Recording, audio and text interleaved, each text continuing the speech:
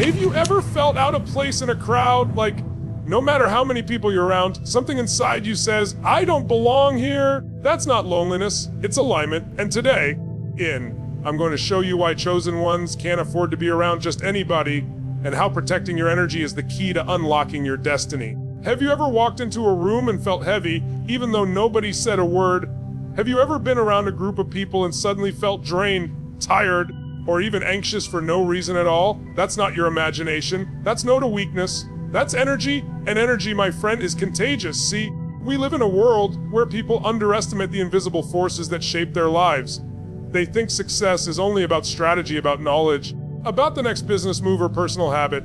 And yes, strategy matters. But what most people never realize is that the invisible force that governs the quality of your life, every decision you make, every relationship you keep, every dream you chase, is the energy you surround yourself with. When you are chosen, when you're wired differently, when your calling is greater than the average person's daily routine, your energy is not just important, it's sacred. And here's the truth. If you put yourself in environments where the energy is toxic, small-minded, fearful, negative, or scattered, you will absorb it. You cannot help it. You might think you're strong enough. You might think, I won't let it affect me. But energy always transfers. It's the law of human connection. Think about this. Have you ever been around somebody who's constantly complaining? You sit with them for 15 minutes and suddenly you start noticing what's wrong in your own life. You begin to focus on what's missing instead of what's possible. That's energy transfer. Or maybe you've had the opposite experience. You talk to someone so full of life, so passionate, so certain, that when you leave, you feel unstoppable. That's not an accident. That's not a coincidence. That's energy being passed from one human being to another. Now imagine being chosen, having a vision for your life that is bigger than the circumstances you were born into. You don't just need motivation. You don't just need positivity. You need to protect your energy like your life depends on it, because it does. The wrong crowd can kill your dream long before failure ever does. I've coached athletes, CEOs, artists, and everyday people who felt stuck not because they lacked talent or intelligence, but because they were surrounded by people who drained their spirit. They kept wondering, why can't I move forward? Why do I feel so heavy? And the answer wasn't inside of them, it was around them. They were living in the wrong energy field. When you're chosen, you're operating at a frequency most people can't even recognize. Your hunger for growth, your obsession with contribution, your refusal to settle, this sets you apart. But here's the challenge, most of the world is not playing at that level. Most people are satisfied with comfort. Most people are addicted to mediocrity. And if you stay around that long enough, you'll begin to believe that you're asking for too much, that you're dreaming too big, that your vision is unrealistic. That is the danger of energy contamination. I want you to pause for a moment and ask yourself, who do I spend most of my time with? What do I feel when I leave their presence? Am I elevated or am I depleted? Do I leave with more clarity or more confusion? Do I walk away inspired to take action? Or do I feel like shrinking back into comfort? Because here's the truth, every person in your life is either a multiplier or a subtractor. They either expand your vision or they shrink it. They either raise your vibration or they lower it. And when you're chosen, you cannot afford to spend your precious energy on people who subtract from your mission. Energy is like a bank account. Every conversation, every environment, every interaction either deposits energy into you or withdraws it. And too many chosen people go broke energetically because they keep giving to people who never replenish them. They keep showing up for people who drain them. They keep trying to save people who don't even want to be saved. And over time, they wonder why they feel exhausted, burned out, and hopeless. It's not that their vision is wrong. It's not that they're not capable. It's that they're surrounded by the wrong energy. And if you don't master this, if you don't learn how to protect your energy, you will sabotage your own destiny without even realizing it. So what does this mean for you? It means you've got to audit your circle. You've got to be ruthless about who gets access to you. Not everyone deserves to be close to you. Not everyone deserves your time. You can love people from a distance. You can pray for them. You can care for them. But you cannot let them poison your energy if you are going to fulfill the calling on your life. Think of your energy like oxygen. If you're drowning and gasping for air, you can't save anybody else. You can't lift anybody else up. The first rule of being chosen is understanding that you must keep your energy pure, strong, and focused. Otherwise, you'll spend your whole life reacting to the energy of others instead of creating the future you were designed for. Remember, this energy is contagious. If you want to fly, you can't spend all your time walking with people who are chained to the ground. If you want to see what others can't see, you can't let their blindness dictate your vision. Protect your energy, because it's the fuel that drives every dream you've been entrusted with. There's a reason why you sometimes feel out of place in conversations, why you see things that other people dismiss, why your mind is restless when others seem content with small distractions. It's because when you're chosen, your vision cuts through the surface. You see the patterns, the possibilities, the consequences, and the opportunities that most people can't even recognize. When the average person looks at the world, they see what is. When a chosen one looks at the world, they see what could be. And that difference is everything. See? Most people live in reaction mode. They respond to what's happening right in front of them. Their perspective is limited by their circumstances, by what their parents told them, by what society says is possible. But when you're chosen, you don't just react to what's in front of you. You anticipate, you imagine, you create. You operate with a different lens. It's like being in a crowded room where everyone is focused on the noise, the chatter, the gossip, and while they're distracted, your eyes are locked on the exit door, the opportunity, the one opening that changes everything. That's the gift of vision. That's why chosen ones cannot blend in with the masses, because what you see, they cannot see. Think about every great innovator in history. When Thomas Edison was working on the light bulb, people called him insane. When Steve Jobs dreamed of a personal computer in every home, they said it was impossible. When Martin Luther King Jr. declared that he had a dream of equality, there were millions who couldn't even imagine that reality. Do you understand? They saw what others didn't. And the same is true for you. That idea you have, that dream that won't leave you alone, that vision that wakes you up at night, it's not random. It's not a fantasy. It's the evidence that you're chosen. But here's the challenge, because others don't see it, they'll doubt you. They'll laugh at you. They'll project their own limitations onto you. And if you're not careful, you'll start to question yourself. How many times have you had a vision for your life, and when you shared it, people told you it was unrealistic? How many times you felt the fire in your gut to build something, create something, pursue something, only to have others dismiss it as impossible? That's the burden of being chosen. You're carrying sight in a world that's comfortable with blindness.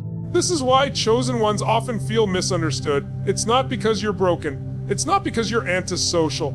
It's because your spirit is tuned to a higher frequency. You notice details others ignore. You anticipate dangers others don't see coming. You sense potential in places that look empty to everybody else. And because of that, you live in a constant state of tension, pulled between what is and what could be. But here's the truth, that gift of sight comes with responsibility. You cannot sit on it. You cannot bury it. You cannot numb it with distractions or shrink it to fit in. If you are chosen, your vision demands expression. It demands action. Because if you don't move on it, you will suffer. Not because you lack comfort, but because you're betraying the very reason you were set apart. Let me tell you this, the pain of being chosen is not loneliness. The real pain of being chosen is denying your own vision just to belong to people who cannot see what you see. That's why so many people live unfulfilled lives. They trade their vision for acceptance. They bury their calling so they can feel safe in the crowd. But the chosen cannot do that for long. You'll either rise or you'll suffocate. When you look at the world, you see patterns. Where others see problems, you see possibilities. Where others see limits, you see expansion. And that perspective separates you. It makes you uncomfortable in average conversations. You can't get excited about gossip. You can't fake enthusiasm for mediocrity. You crave depth, truth, growth, and impact. And that hunger makes other people uncomfortable because it reminds them of the dreams they abandoned. Have you noticed this? Sometimes when you share your passion, people dismiss it not because they don't understand, but because it threatens them. It confronts the parts of them that settle. It reminds them of the moments they quit on themselves. That's why chosen ones can't always stay around a lot of people, because your very presence exposes what they don't want to face. Think about it like this. Imagine you're standing on a mountain and you can see the horizon miles ahead, and your friends are at the base staring at the rocks under their feet. You're shouting, "Look at the view! Look at what's possible!" But they're frustrated because they can't see beyond the dirt in front of them. That's what it feels like to be chosen. You're standing at elevation in a world that's trained to crawl. And here's the danger. You can't force people to see what they're not ready to see. You can inspire them. You can guide them, you can plant seeds, but you cannot lower your vision just to make others comfortable. Because the moment you do, you lose the very thing that makes you chosen. So I want you to ask yourself right now, what do I see that others ignore? What vision has been haunting me, pulling me, calling me to move in? Where have I been doubting myself simply because other people don't see what I see? You've got to stop expecting validation from people who are not built to recognize your vision. A lion doesn't ask sheep for approval. A pioneer doesn't ask permission to explore new lands. And a chosen one cannot sit around waiting for the blind to confirm their sight. You see differently because you are different. That's not arrogance. That's responsibility. You're carrying answers to problems the world doesn't even know it has yet. You're carrying solutions people will only understand years from now. You're carrying possibilities that will look impossible until the moment you manifest them. That's why chosen ones often walk alone, why they often feel misunderstood, why their vision feels too heavy for small conversations. There comes a point in every chosen person's life where the noise of the world becomes too loud, the opinions too overwhelming, the distractions too consuming, and in that moment, something deep within you whispers, step back, separate yourself, go inward. Because isolation is not punishment, it's preparation. See, we've been conditioned to believe that being alone is a weakness, that solitude means loneliness, that silence is something to fear. But the truth is, every transformation, every breakthrough, every moment of true growth begins in isolation. It's in the quiet where you meet yourself. It's in the stillness where you hear the whispers of your own spirit. It's in the separation from the crowd that you begin to discover the strength, the clarity, and the power you didn't even know was inside of you. Isolation is not about cutting the world off. It's about tuning into the frequency of your calling. Because when you are constantly surrounded by noise, you cannot hear your own voice. When you're constantly pulled in 1,000 directions, you cannot feel the pull of destiny. And that's why chosen ones cannot spend all their time around people. They need moments, seasons, sometimes even years of isolation to transform into who they were always meant to be. Think about it. Every great figure in history had a season of isolation before stepping into their greatness. Jesus spent 40 days in the wilderness before beginning his mission. Nelson Mandela spent 27 years in prison before walking out as a leader who transformed a nation. Writers, artists, inventors, and leaders, they all step back from the crowd to cultivate what the world couldn't yet understand.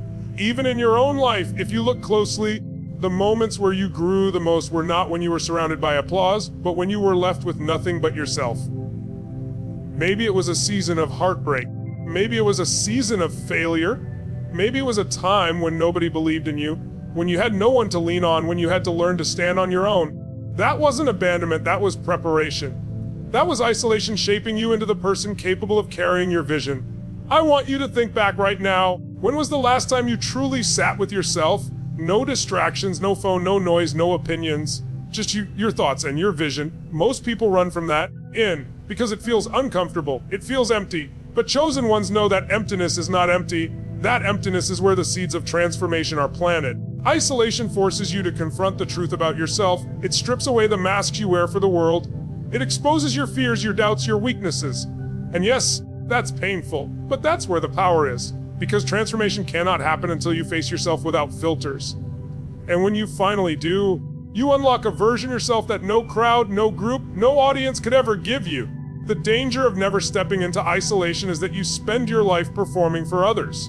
You spend your life adjusting yourself to fit into rooms that were never designed for you. You become addicted to approval, validation, and connection, while losing the most important relationship you will ever have, the relationship with yourself. That's why chosen ones are often pulled into seasons where they feel cut off from the world. It's not rejection. It's not abandonment. It's destiny creating space for you to grow roots before you rise. A tree doesn't grow in the spotlight, it grows underground first, and so do you. So what do you do with isolation? You don't run from it. You don't numb it with distractions. You embrace it. You use it. You sit in it until it breaks you open and rebuilds you stronger. Use that time to get clear on your vision. Use that time to master your craft. Use that time to sharpen your mind, to strengthen your spirit, to heal your wounds. Because when you come out of isolation, you will not be the same. Think of it like a cocoon. A caterpillar doesn't become a butterfly in the crowd. It happens alone in darkness and silence. That process looks ugly, it looks still, it looks empty. But inside, transformation is happening. And when the cocoon breaks, the creature that emerges is unrecognizable compared to what went in. That's what happens to chosen ones in seasons of isolation. Maybe you're in that season right now. Maybe you feel like nobody understands you, like you're disconnected, like you're walking through life alone. But what if I told you this isn't punishment? What if I told you this is the exact place where your transformation is happening? What if I told you that isolation is the proof that you are chosen, because the calling on your life requires strength that cannot be built in the crowd? This is where you grow wings. This is where you gain vision. This is where you build resilience. And one day when you step out, people won't even recognize you. They'll ask, where did this power come from? Where did this clarity, this confidence, this strength come from? And you'll know, it came from the season where you walked alone. Understand this isolation is the training ground for destiny. Chosen ones cannot be forged in comfort. They cannot be built in applause. They are shaped in silence, refined in solitude, tested in loneliness. It is in that place where you learn to hear your own voice louder than the crowd. It is in that place where you learn to depend on faith, on vision, on the fire within you instead of the opinions around you. And yes, it hurts. Yes, it's heavy. Yes, there are days when you question if you're strong enough to keep going. But those are the very days that are building the strength you'll need when your vision comes to life. The isolation you fear today is the foundation you'll stand on tomorrow. So when you find yourself pulled away from people, when you find yourself walking a path alone, don't see it as weakness. Don't see it as rejection. Recognize it for what it is, transformation. Because only in the silence can you hear the voice that guides you. Only in solitude can you become the person strong enough to carry the weight of being chosen. Only in isolation can you. There comes a moment in every chosen person's journey where they realize something critical. Not everyone can go with you. Not everyone is meant to walk beside you. Not everyone can be trusted with the vision you've been given. And that's because your calling is not just a dream. It's an assignment. It's sacred. And if you don't protect it, the world will try to steal it, dilute it, or destroy it. Your calling is the deepest truth inside you. It's the fire that won't let you sleep. It's the image in your mind you can't erase. It's the mission that haunts you, that pulls you forward, that demands to be fulfilled. And here's what most people don't understand: the greater your calling, the greater the resistance. The greater the assignment, the greater the attack. And if you're not intentional, if you're not guarded, if you're not ruthless about protecting your calling, you will lose it before it ever comes alive. Think about it. How many dreams have died? Not because the person wasn't capable, not because the dream wasn't real, but because they let the wrong people, the wrong environments, the wrong voices contaminate their vision. Protecting your calling isn't optional, it's survival. Let me ask you something. How many times have you shared your vision with someone only to be met with doubt, with fear, with small thinking? How many times have you felt on fire about your future, and then you talked to the wrong person, and suddenly the fire died down? That's why protecting your calling matters. Because every word spoken into your life is either fuel or poison. And if you don't protect yourself, if you don't guard your vision, you'll allow poison to seep into the very thing you were chosen to create. History is full of examples. Joseph had a dream that one day he would rise above his brothers, and the moment he shared it, they hated him, they betrayed him, they tried to destroy him. Why? Because not everyone can handle the weight of your calling. Some people will resent it. Some people will envy it. Some people will do everything they can to kill it before it grows. That's why you must learn to discern. That's why you must learn to protect what's sacred. Even in modern times, innovators, leaders, and visionaries who dared to think differently faced ridicule, criticism, and opposition. But the ones who fulfilled their calling were the ones who learned to shield it, to nurture it, to guard it from small-mindedness. They understood that if they allowed too many voices into their head, the noise would drown out their own conviction. Your calling is not for everyone to understand. It's not for everyone to approve. It's not for everyone to validate. If you wait for the world to give you permission to pursue your destiny, you'll be waiting forever. Protecting your calling means knowing when to stay silent, when to separate, and when to distance yourself from the people and places that try to diminish your fire. And let me be clear, sometimes the greatest threats to your calling are not strangers.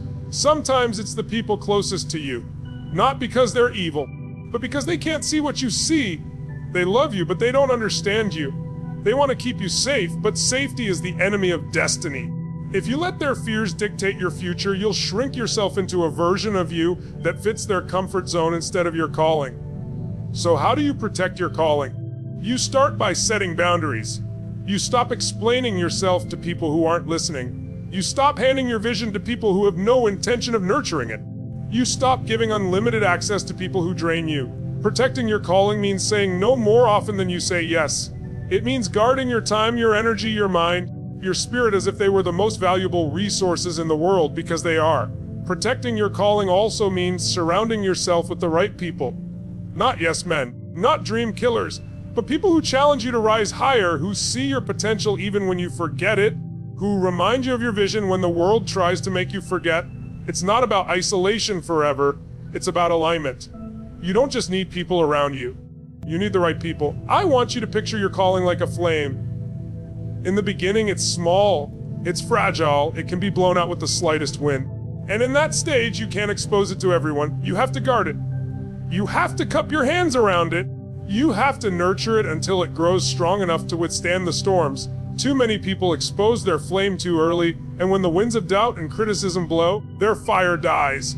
Protecting your calling means letting it grow in private, letting it strengthen in silence until nothing can put it out. But here's the truth, you're gonna have to fight for it. You're gonna have to fight against distractions, fight against fear, fight against the temptation to compromise, and fight against the desire to please people. Protecting your calling requires courage, because every time you say yes to your destiny, you will have to say no to something else, and most people can't handle that level of sacrifice. That's why they settle. That's why they never live the life they were meant to live. But you're different. You've been chosen. That means you can't afford to play small. So I want you to ask yourself, who in my life is speaking into my calling? Are they watering it or poisoning it? What environments am I placing myself in? Are they feeding my growth or stunning it? Where have I been careless with my vision, exposing it to people who don't understand, to voices that make me doubt? And what boundaries do I need to set today to protect what I've been entrusted with? Because make no mistake, your calling is not just for you. It's for every life you're meant to impact. When you protect it, you're not just protecting your own future, you're protecting the ripple effect of thousands, maybe millions of lives that will be touched by your obedience to that calling. Your calling is sacred, it is rare, it is fragile in the beginning, but unbreakable once you nurture it. And the reason chosen ones cannot be around too many people is because too many voices can dilute the vision. In too many distractions can drain the focus, too many hands can pull you off course. Protect your calling as if it's the most valuable treasure you've ever been given, because it is.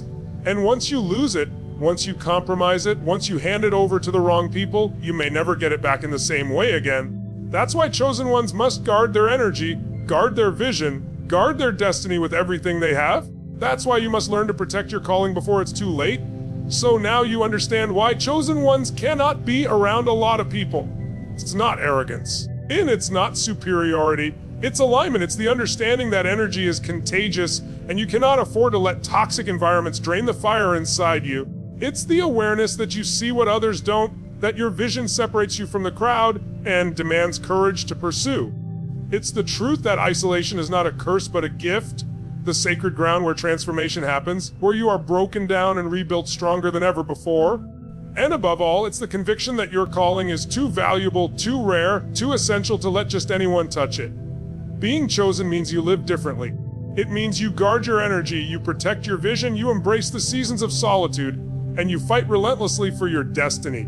It means you understand that not everyone can walk with you, not everyone can see what you see, and not everyone can carry the weight of the purpose you were born with. And that's okay, because you weren't created to blend in, you were created to stand out. Your life will not be defined by how many people approve of you. Your life will be defined by how faithful you are to the calling that burns inside you. So stop shrinking to fit the crowd. Stop waiting for validation. Stop handing your vision to people who can't even see their own. This is your moment to rise. This is your time to step into who you are always meant to be. Protect your energy. Trust your vision. Embrace your isolation. Guard your calling, because the world doesn't need another copy. It needs the chosen you. And when you fully step into that identity, when you live from that place of truth and power, you won't just change your life, you'll change the lives of everyone you were meant to impact.